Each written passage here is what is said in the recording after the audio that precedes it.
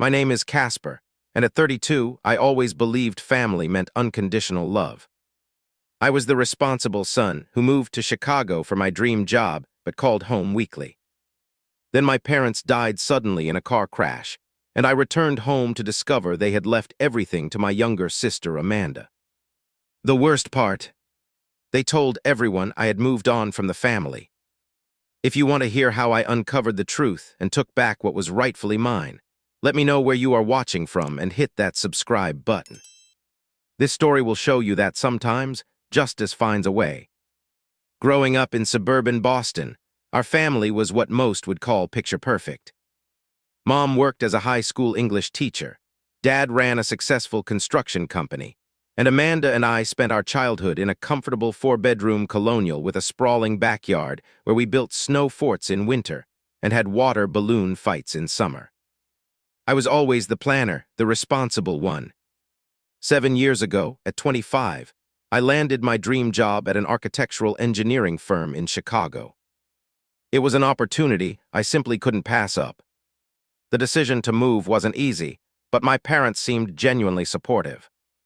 "This is what we raised you for, Casper," Dad said, helping me pack my U-Haul. "To spread your wings and follow your dreams." Mom hugged me tightly before I left. "Just promise you will call regularly and visit when you can." And I did exactly that. Every Sunday evening at 7 p.m., I would call home. We would talk about everything and nothing for at least an hour. Mom would update me on her book club drama, and Dad would complain about city regulations affecting his business. I never missed a Christmas or Thanksgiving. I sent birthday gifts, anniversary presents, and random care packages just because. Meanwhile, my sister Amanda took a different path.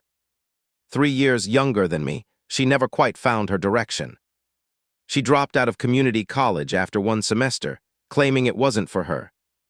Instead, she bounced between part-time jobs at local shops and restaurants, never sticking with anything for more than a few months. When she met Tyler at age 23, she seemed to settle down somewhat. They moved in together after just 3 months of dating, and got married in a small ceremony a year later. I flew home for the wedding, of course, though I had only met Tyler twice before. He worked sporadically in construction, but never seemed to hold steady employment. Despite our different life choices, my parents never indicated they viewed either of us more favorably. They supported Amanda financially more often, helping with rent when she was between jobs or buying her a used car when hers broke down. But they always expressed pride in my career achievements too. At least that's what I thought. The call came on a Tuesday morning in March. I was in a client meeting when my phone kept vibrating in my pocket. Finally excusing myself, I stepped into the hallway to see 6 missed calls from a number I didn't recognize. When I called back, it was the Boston Police Department. There had been an accident. A rainstorm, a slippery road, a truck that couldn't stop in time. Both my parents were gone instantly. The next few hours passed in a blur. I booked the first flight to Boston, called my boss to explain, and packed a small suitcase with black clothes appropriate for a funeral. My mind kept cycling between disbelief and crushing grief. My parents were only in their early 60s, healthy and active. They were supposed to retire in a few years, travel the world, and spoil future grandchildren.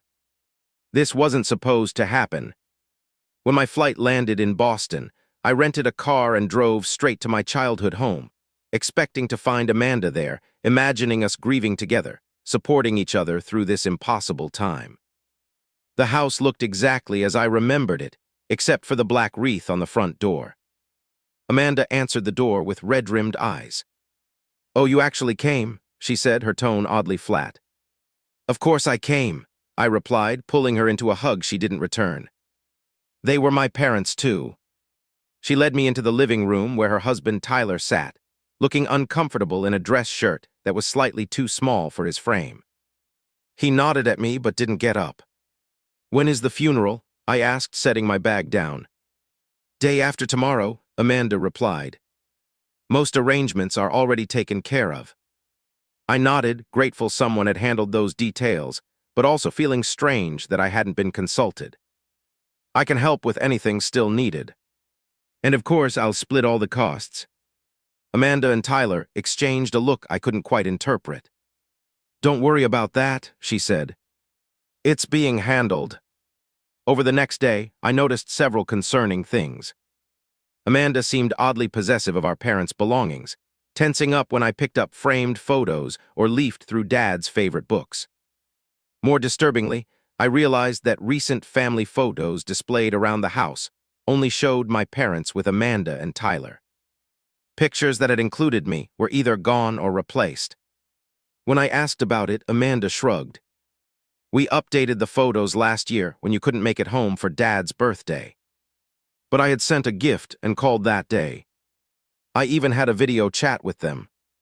I felt a chill run down my spine, but attributed it to grief playing tricks on my mind. The most troubling moment came that evening, when I overheard Amanda on the phone in the kitchen. I hadn't meant to eavesdrop, but her words stopped me cold in the hallway. Yes, he showed up, she was saying to someone, her voice low. What else could he do for appearances? Everyone knows he abandoned the family years ago. Don't worry, everything will go as planned. I backed away silently, my heart pounding. What did she mean by that? And who had she been convincing that I had abandoned our family? 3 days after my parents' funeral, we gathered at the office of James Wilson, my parents' longtime friend and attorney. The small conference room felt suffocating despite its large windows overlooking downtown Boston. I sat across from Amanda and Tyler, who both wore expressions of somber confidence that struck me as odd given the circumstances. James, a balding man in his 60s who had known my parents since before I was born, cleared his throat and adjusted his glasses. I had always liked him as a kid, remembering how he brought me baseball cards whenever he visited our home. First, let me again express my deepest condolences to you both, he began, his voice gentle but professional. Your parents were dear friends as well as clients. He opened a leather portfolio and removed several documents. I have here the last will and testament of Harold and Margaret Bennett, signed and witnessed 6 months ago. 6 months ago? I frowned slightly. Dad had never mentioned updating their will when we spoke. James began reading the formal legal language, but I was only half listening until I heard the words that made my blood run cold. All assets, properties, financial accounts, and possessions are hereby bequeathed to our daughter, Amanda Bennett Reynolds, with the understanding that she will honor our wishes regarding their distribution. I blinked, certain I had misheard. I'm sorry, could you repeat that? James looked uncomfortable as he clarified. Your parents left their entire estate to Amanda. The room seemed to tilt sideways. I maintained my composure outwardly while my mind raced. This made no sense. My parents would never completely cut me out. Is there any explanation provided? I asked, my voice sounding far calmer than I felt. James shuffled through the papers. There's nothing specific in the will itself. Just standard language. From across the table, Amanda spoke softly. They told me they felt it was fair since you have your successful career, and I've stayed local to help them as they aged. But that wasn't true. I had offered to help them financially numerous times, and they had always refused, saying they were comfortable on their own. And while I wasn't local, I was always available by phone whenever they needed to talk. After the meeting, James pulled me aside in the hallway. Casper, I have to say, I was surprised by the contents of this will when they came to sign it. It's quite different from their previous arrangements. What do you mean? I asked. Their previous will, drafted about 5 years ago, split everything equally between you two. They came in 6 months ago quite determined to make this change. When I asked if they were certain, they said they had discussed it thoroughly with both of you. But they hadn't discussed anything with me. Not a word. Did they seem normal to you when they signed it? I asked carefully. James considered this. They seemed perhaps more subdued than usual, but they were clear about their wishes. Your mother mentioned that you had moved on with your life and built your own success. She said you had told them you didn't need or want their assets. I felt sick. I never said anything remotely like that.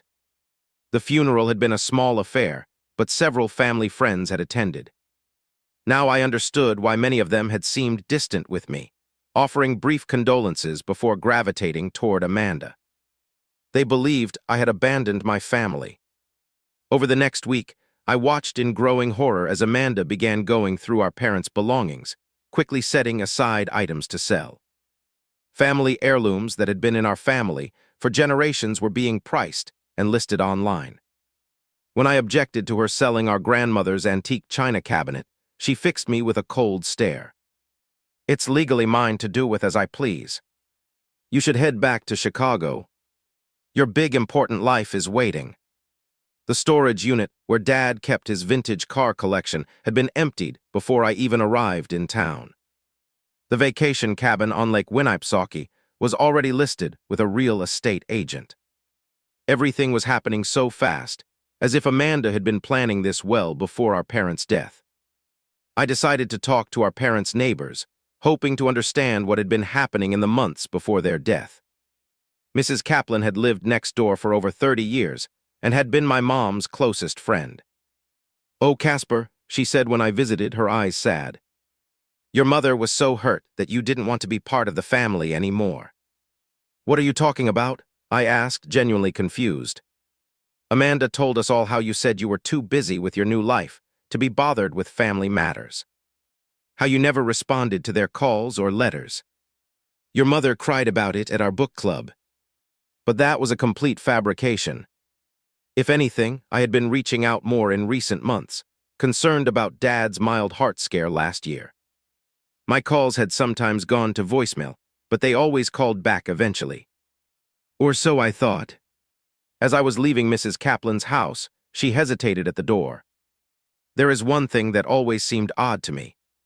Your father came over about 2 months ago looking for a package he thought might have been delivered to us by mistake. He seemed concerned that some mail was going missing.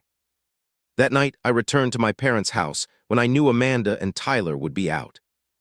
I still had my old key, and though it felt strange to be sneaking into my childhood home, I needed answers. I went straight to my father's workshop in the basement, a place where he had always kept important documents in an old filing cabinet. The cabinet was empty now, but as I ran my hand along the underside of his workbench, my fingers found something taped underneath. It was a small envelope containing a handwritten note in my father's distinctive scrawl. "Something isn't right. If you're reading this, Casper, dig deeper." I decided to extend my leave of absence from work and rented a small apartment in my hometown. The note from my father confirmed my suspicions that something sinister had happened, and I wasn't going to leave until I uncovered the truth. My first step was to carefully trace my parents' movements and contacts during their final months. This meant reconnecting with people from their daily lives, people who might have insights I lacked from my distance in Chicago. I started with Dad's colleagues at the construction company. His business partner Frank seemed surprised to see me. "Casper, I thought you might not come around after everything." "After what exactly?" I asked, keeping my tone neutral. Frank looked uncomfortable. "Well, after you told your folks you wanted no part of the family business. Your dad was pretty torn up about it. He always hoped you might use your architectural skills to join the company someday." This was another fabrication. Dad and I had discussed me potentially designing for his company in the future, but he had always been supportive of my career in Chicago, never pressuring me to join the family business. "Frank, I never said that. In fact, Dad and I discussed collaboration possibilities just a few months ago." Frank's brow furrowed.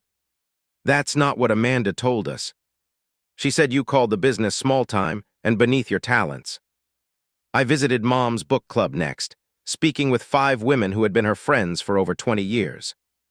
Each shared similar stories about how I had supposedly rejected my family heritage and wanted no part of their modest assets. "Your mother showed us the email," said Janet, one of Mom's closest friends.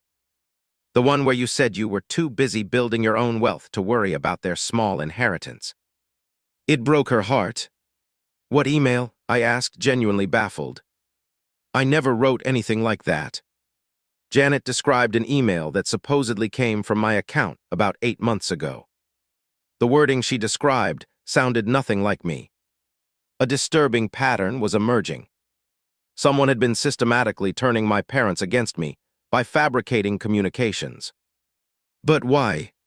The next day, while grabbing coffee at a local cafe, I ran into my mother's neighbor Susan, who had been out of town during the funeral. "Casper, I've been meaning to contact you," she said, giving me a warm hug that felt refreshingly genuine compared to the cold reception I'd received from others. "About what?" I asked. "Well, I have a box of your birthday gifts in my garage. Your mother asked me to hold on to them when they were returned." "Returned?" I echoed, completely confused. Susan nodded. "Yes, the gifts she sent you for your birthday and Christmas last year. They came back marked Return to Sender." She was so upset. I offered to keep them for her because she couldn't bear to look at them. I followed Susan to her home, where she showed me a cardboard box containing several carefully wrapped presents. Each bore my Chicago address, but with a slight error, a wrong apartment number that would have caused delivery issues. "Mom knew my correct address," I said quietly. "She had visited me twice. Something else wasn't adding up. If my sister needed money, why go through such an elaborate scheme?" I decided to dig into Amanda and Tyler's financial situation. I hired a private investigator named Deanne, a retired police detective recommended by a college friend. Within a week, she had compiled a troubling report. "Your sister and her husband are deeply in debt," Diane told me over coffee. "Credit cards maxed out, 2 personal loans and collections, and most concerning, significant gambling debts to some dangerous people." Gambling, this was news to me. Tyler has a serious problem. Online poker primarily, but also sports betting. Based on my sources, they needed a large sum of money quickly about a year ago. Diane had uncovered something else. My sister had been intercepting my mail to my parents. She found records of a P.O. box registered in Amanda's name, where she had been redirecting correspondence between my parents and me. "There's more," Diane said, sliding a folder across the table. "We found evidence that your emails were compromised. Someone accessed your email account repeatedly over the past year, deleted messages from your parents, and sent fake emails in your name." The technical details indicated the access had come from an IP address registered to Tyler's laptop. With his background in it before switching to construction, he had the skills to pull this off.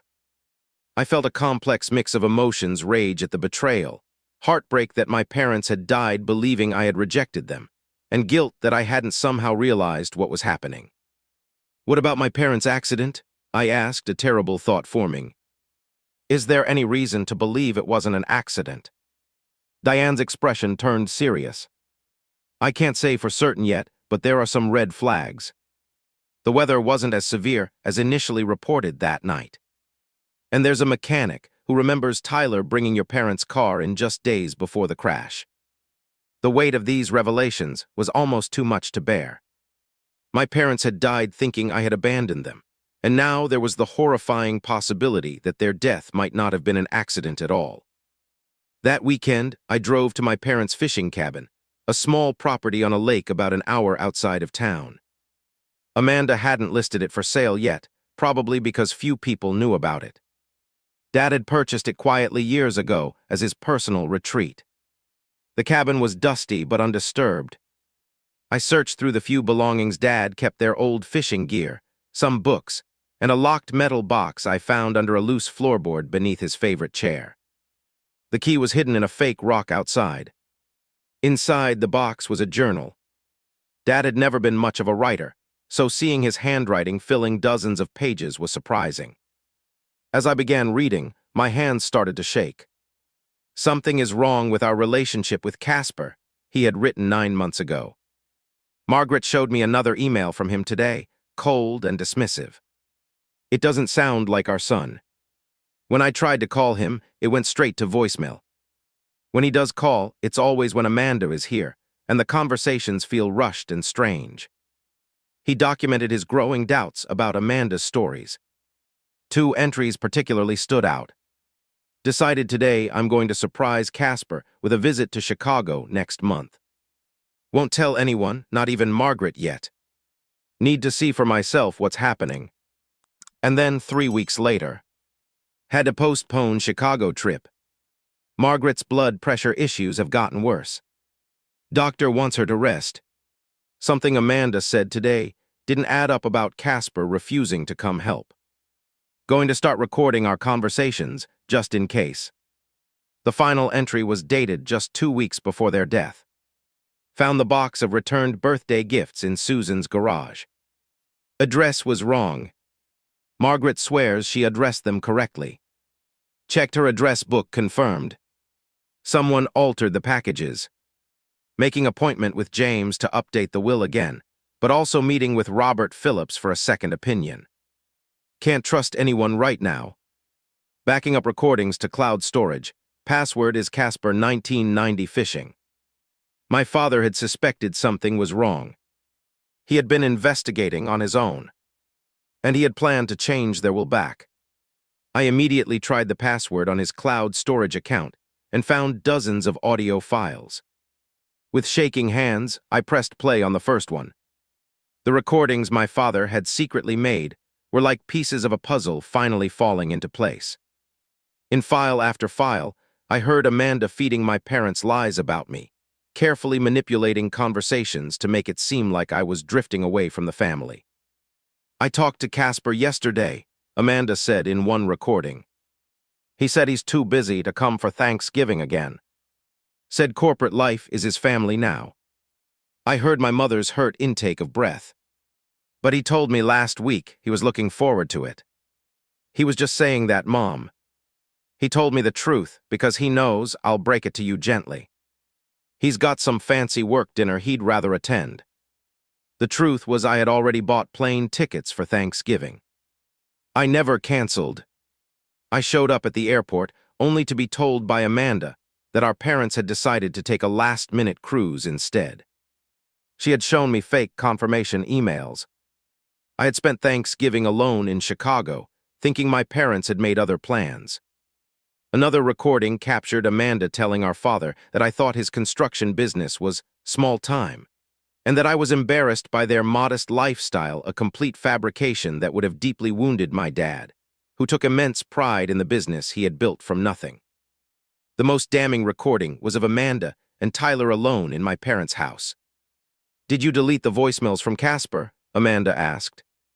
Yeah, and I sent that email from his account about not wanting any inheritance, Tyler replied. Your parents totally bought it. Your dad looked crushed. Good. We need them to change that will. The gambling debts are due next month, and these people aren't patient. Once the will is changed, how long before we can access the money? Tyler asked, his voice low. James said everything would transfer immediately upon their death, since we're avoiding probate with the trust structure. There was a pause before Tyler spoke again, his voice now barely audible. What about the other option we discussed? The break line thing. Not yet, Amanda replied. Let's see if the will change is enough. That's the last resort. I felt physically ill listening to my sister and her husband casually discussing potential ways to hasten my parents' deaths. I had to pull over to the side of the road and vomit. With trembling hands, I called Diane, the private investigator, and forwarded her the audio files. Then I contacted the second attorney my father had mentioned in his journal, Robert Phillips. Phillips confirmed that my father had indeed contacted him. Harold called me 2 weeks before his death. Said he wanted a second opinion on changing his will. He was concerned about undue influence from his daughter. We had an appointment scheduled for March 15th. My parents had died on March 14th. Did he mention what changes he wanted to make? I asked. Yes, he was quite clear. He wanted to revert to his previous will, splitting the estate equally between his children, with a provision that would make you the sole trustee. This was the confirmation I needed. My parents had not intended to disinherit me.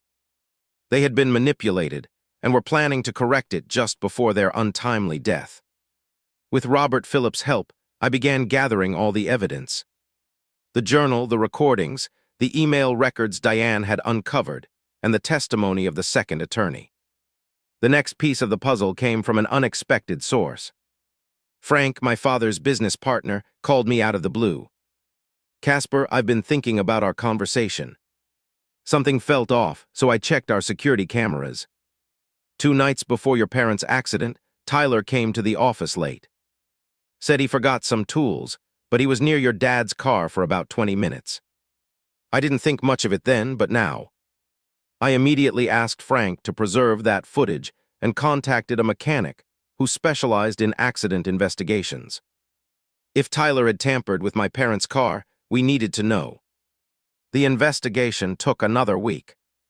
The mechanic examined what was left of my parents' vehicle and found evidence that was troubling but not conclusive. The brake line shows signs of tampering, he reported. A small pinhole puncture that would cause fluid to leak slowly. Not enough to notice right away, but after driving for about 20 minutes, especially down hills, the brakes would start to fail. My parents' accident had happened on a winding road with a steep decline, about 25 minutes from their home. Can you definitively say this was deliberate? I asked. No, the mechanic admitted. But this type of damage is extremely unlikely to occur naturally, and the location of the puncture is suspicious, not where environmental damage typically occurs. I now faced an impossible decision.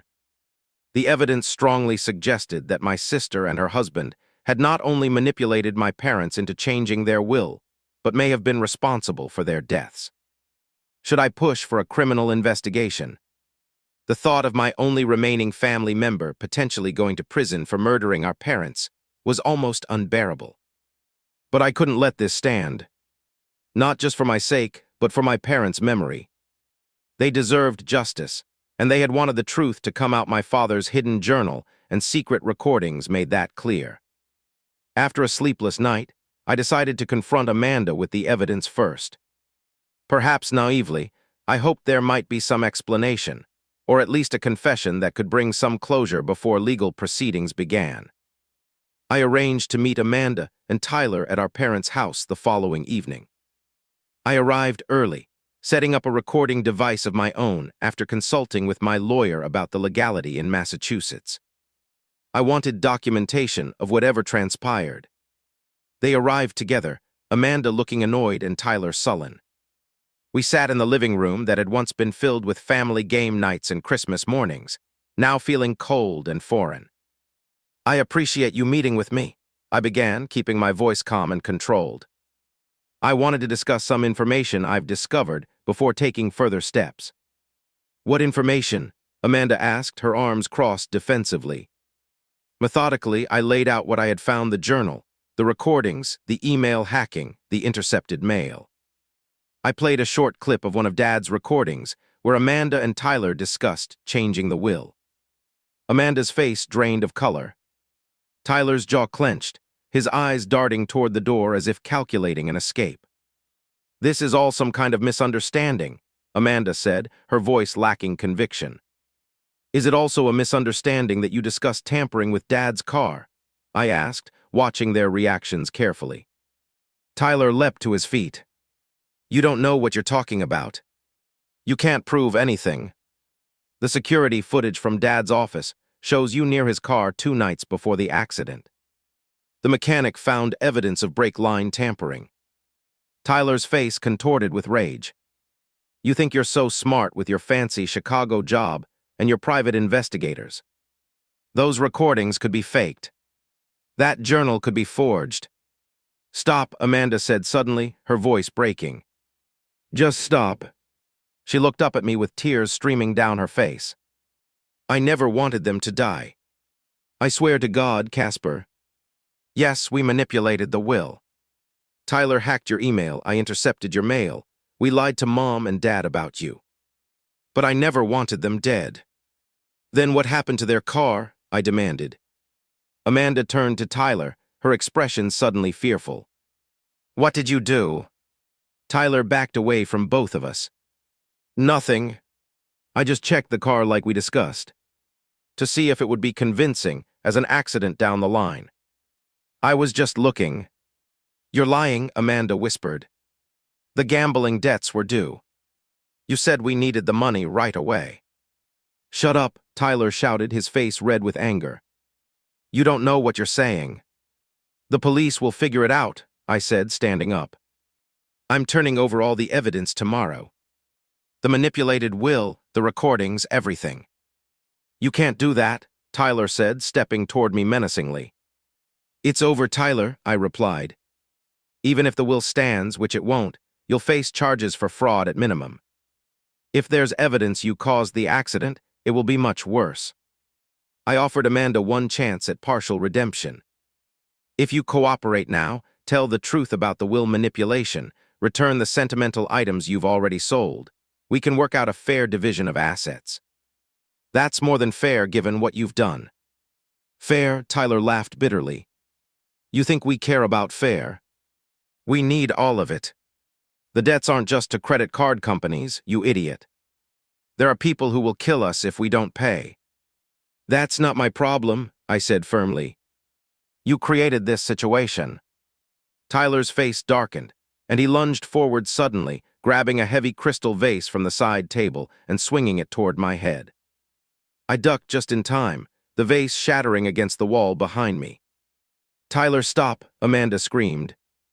But he was beyond reason, coming at me again. We struggled briefly before he shoved me hard against the fireplace.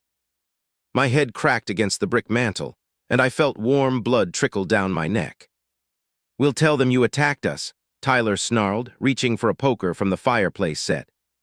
"Self-defense. No one will question it after all the lies we've already spread about you." Before he could grab the poker, the front door burst open. Mrs. Kaplan, our elderly neighbor, stood there with her son Michael, a police officer who had come to visit her. "We heard shouting and things breaking," Mrs. Kaplan explained, while her son quickly assessed the situation and moved to restrain Tyler. "He attacked me," Tyler immediately claimed, pointing at the blood on my head. "That's not what we heard through the walls," Mrs. Kaplan said firmly. "We heard everything. About the will, the emails, all of it." In the days that followed, the situation spiraled into a public scandal in our small community. Amanda, desperate to save herself, claimed she had been coerced by Tyler, that the gambling addiction had driven him to extremes she never intended. Tyler, in turn, insisted Amanda had masterminded everything. Local gossip spread quickly, and people began taking sides. Some believed I was trying to steal my sister's rightful inheritance. Others, who had heard rumors of the evidence, supported me. The family's dirty laundry was being aired in a way that would have mortified my parents. Meanwhile, the police had opened an investigation into the circumstances of my parents' accident, based on the evidence I had provided and Tyler's threatening behavior. Tyler was being held without bail due to the violent confrontation and flight risk. I hired Patricia Dawson, an attorney specializing in contested wills and estates. She was confident but cautious. "The recordings and journal are compelling," she explained in her office overlooking the harbor. "Combined with the testimony of the second attorney your father contacted, we have a strong case that the will was executed under false pretenses and manipulation." "What about criminal charges?" I asked. "The police are investigating the accident separately. For now, we focus on invalidating the fraudulent will and establishing your rightful inheritance." The legal process was grueling. Depositions, hearings, expert testimonies, all while still mourning my parents and coming to terms with my sister's betrayal. Some nights I would wake up in a cold sweat, my father's last words from his journal echoing in my mind. "Something isn't right. If you're reading this, Casper, dig deeper." In a strange twist of fate, the public nature of the dispute led to reconnection with my childhood friend Daniel, now a digital forensics expert who offered his services pro bono. "I remember how kind your parents were to me," he said when he called. "Let me help prove what happened to their accounts and emails." Daniel's expertise proved invaluable. He meticulously documented how Tyler had gained access to my email, showing that dozens of messages between my parents and me had been deleted or altered. The evidence was damning and irrefutable. As the court date approached, tension mounted. Amanda's lawyer portrayed me as a money-hungry outsider, trying to steal from the daughter who had stayed close to home. My attorney countered with the mountain of evidence, showing a calculated campaign of deception. The former family attorney, James Wilson, provided crucial testimony. Harold Bennett expressed confusion when signing the new will, he admitted under oath. He mentioned information about Casper that I now believe came from Amanda, not directly from his son. Had I known the communication was being manipulated, I would have advised further investigation. The mechanic testified about the suspicious damage to the brake line, and the criminal investigation gained momentum when a convenience store camera captured Tyler purchasing a tool that could have created the precise type of puncture found in the brake line. Through it all, I struggled with conflicting emotions. I wanted justice and what was rightfully mine, but the thought of sending my sister to prison filled me with dread.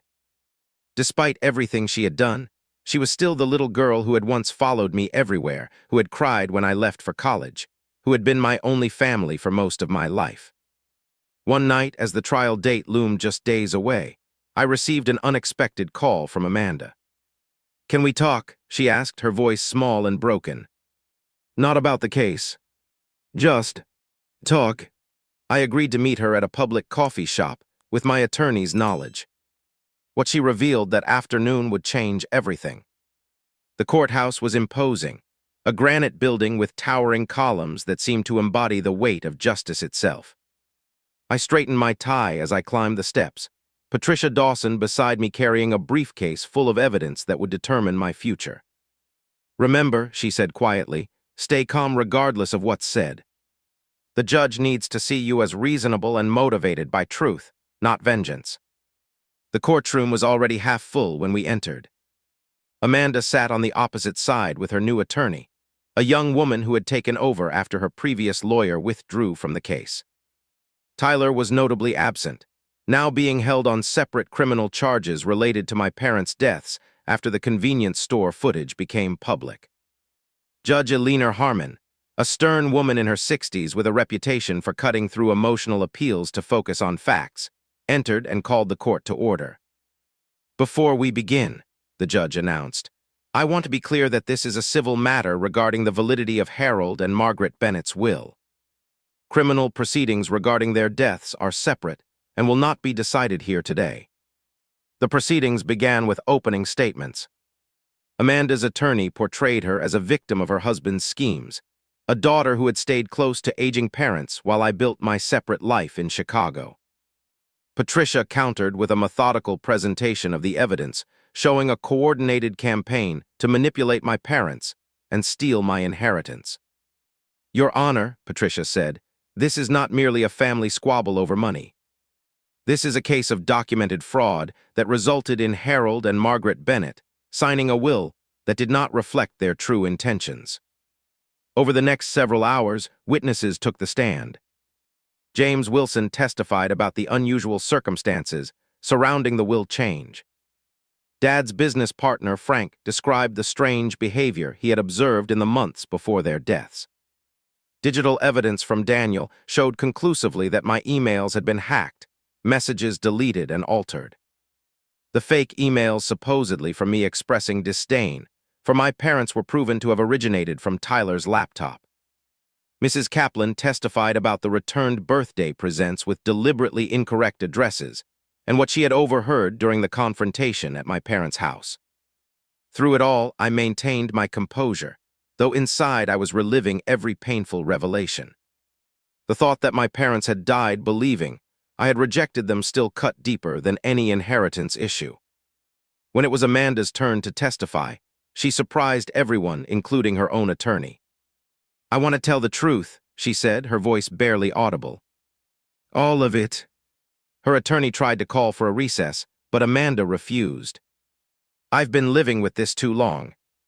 I need to say it." What followed was a confession that left the courtroom silent. Amanda admitted to everything: the mail interception, the lies told to our parents, the coordination with Tyler to manipulate the will. She broke down when describing how what had started as a plan to secure more inheritance due to gambling debts had spiraled into something far darker. "Tyler said we needed to speed things up. I told him no, absolutely not. I thought he understood," her voice cracked. I never wanted them to die. They were our parents. I loved them. When asked about the night before meeting with the second attorney, she revealed that Tyler had left the house for several hours and returned agitated. He said we were protected now, that I shouldn't ask questions. The next day, when we got the call about the accident, she couldn't continue, dissolving into sobs. The judge called a brief recess. When court resumed, it was my turn to testify. I took the stand feeling strangely calm. Patricia guided me through my testimony, the regular communication I had maintained with my parents, my discovery of the manipulation, finding my father's journal and recordings. I described my parents as loving, supportive people who had never shown any indication they wanted to disinherit me. "Mr. Bennett," the judge interjected, "what outcome are you seeking today?" I considered the question carefully. "Your Honor, primarily, I want the truth established for my parents' sake. They died believing a lie about me, and that's something I'll have to live with forever. As for the estate, I believe their true intention was that Amanda and I share it equally, and that's what I'm asking the court to restore." "Even after everything that's happened," she pressed. "My parents raised us both to believe in forgiveness and second chances," I replied. "I think honoring their true wishes is more important than punishing my sister's mistakes." After my testimony, Robert Phillips, the second attorney my father had contacted, confirmed their appointment and my father's intention to revert to the previous will. Then came the moment that had brought us all to this courtroom. Judge Harmon reviewed all the evidence while the courtroom waited in tense silence. Finally, she looked up. "Based on the substantial evidence presented, I find that Harold and Margaret Bennett's most recent will was executed under fraudulent circumstances and does not represent their true intentions. Therefore, I am invalidating this document." Amanda's shoulders slumped, though she didn't look surprised. "Furthermore," the judge continued, "I am reinstating their previous will dated 5 years ago, which splits the estate equally between their children, Casper and Amanda Bennett." But there was more. However, given the circumstances and evidence of misappropriation of assets already distributed, I am appointing Casper Bennett as the sole executor and trustee. Ms. Bennett's portion will be held in trust with distributions at the trustee's discretion, pending resolution of the ongoing criminal investigation. It was over. The truth had prevailed. As people began to file out of the courtroom, Amanda remained seated, staring down at her hands. I approached her hesitantly. "Amanda." She looked up, her eyes red and swollen. "I'm so sorry, Casper. For everything. They loved you so much. Dad suspected something was wrong. He never believed you'd abandoned us, not really." "I know," I said quietly. "I found his journal." "What happens now?" she asked. "That depends partly on you," I replied. "On whether you're ready to face what you've done and try to make it right." As we left the courthouse, reporters called out questions, but I declined to comment. This wasn't a victory to celebrate. It was the sad resolution of a family tragedy that should never have happened.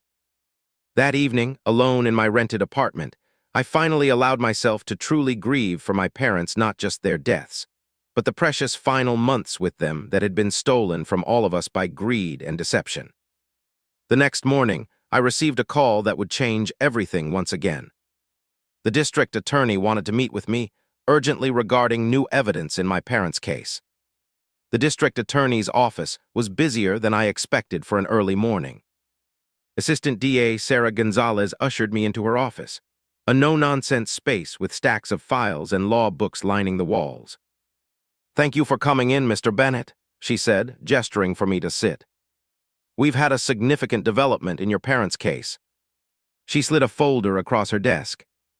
Inside was a handwritten confession from Tyler, detailed and comprehensive.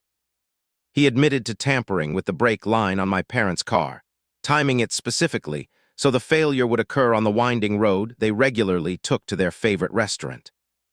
"He claims your sister had no knowledge of this specific action," Gonzalez explained. "While she was involved in the fraud regarding the will, our evidence supports that she was telling the truth about not being directly involved in their deaths." I felt oddly numb. The confirmation of what I had suspected brought no satisfaction, only a hollow sense of closure. "What happens now?" I asked. "Tyler has agreed to plead guilty to 2 counts of second-degree murder. He's looking at 25 years to life. As for your sister, she's cooperating fully. With her confession about the fraud and lack of direct involvement in the deaths, she's likely facing probation and community service, possibly some minimal jail time." I nodded, processing this information. "Thank you for telling me personally." The final court hearing took place 3 weeks later. The courtroom was packed this time, the case having drawn significant local attention. I sat in the front row, watching as Tyler was led in wearing an orange jumpsuit, handcuffed and looking diminished. The judge's expression was grave as she reviewed the plea agreement. When asked if he wanted to make a statement, Tyler stood, his eyes fixed on the floor. "I never meant for it to go this far," he said, his voice barely audible. "The gambling debts kept growing. They were threatening my family. I convinced myself it was our only option." He paused, then finally looked up. "I'm sorry. I know that means nothing, but I am." The judge sentenced him to 30 years, the maximum under his plea agreement. When it was Amanda's turn, she pleaded guilty to fraud and conspiracy charges. Her lawyer emphasized her cooperation, her clean prior record, and the fact that she had not known about or participated in the actual tampering. Before delivering the sentence, the judge asked if I wanted to make a victim impact statement. I had thought long and hard about what to say. My parents, Harold and Margaret Bennett, were kind, loving people who deserved far better than their fate, I began, my voice steady despite the emotion I felt. They raised us to believe in honesty, responsibility, and family loyalty values that were betrayed in the worst possible way. I paused, looking directly at Amanda. But I also know they believed in redemption and second chances. My sister made terrible choices, influenced by a toxic relationship and desperate circumstances. While I cannot forget what happened, I believe my parents would want me to find a path toward forgiveness, however difficult. I turned to the judge. "Your Honor, I ask that Amanda's sentence include addiction counseling and community service, rather than incarceration. Not because she deserves leniency, but because I believe it offers the best chance for her to become the person our parents raised her to be." The judge considered my words carefully before sentencing Amanda to 5 years of probation, mandatory addiction counseling, 1,000 hours of community service, and full restitution for any assets improperly sold from the estate. As Amanda was led out, our eyes met briefly. There was a long road ahead before any real relationship between us could be rebuilt, but at least now there was a possibility. In the following months, I focused on honoring my parents' true legacy. I established a foundation in their names that provided scholarships to students pursuing careers in teaching and construction, the fields my parents had devoted their lives to. Rather than sell the family home, I renovated it and turned it into a community center for at-risk youth, particularly those affected by gambling addiction. The vacation cabin became a retreat for families dealing with loss. Working through my grief took time.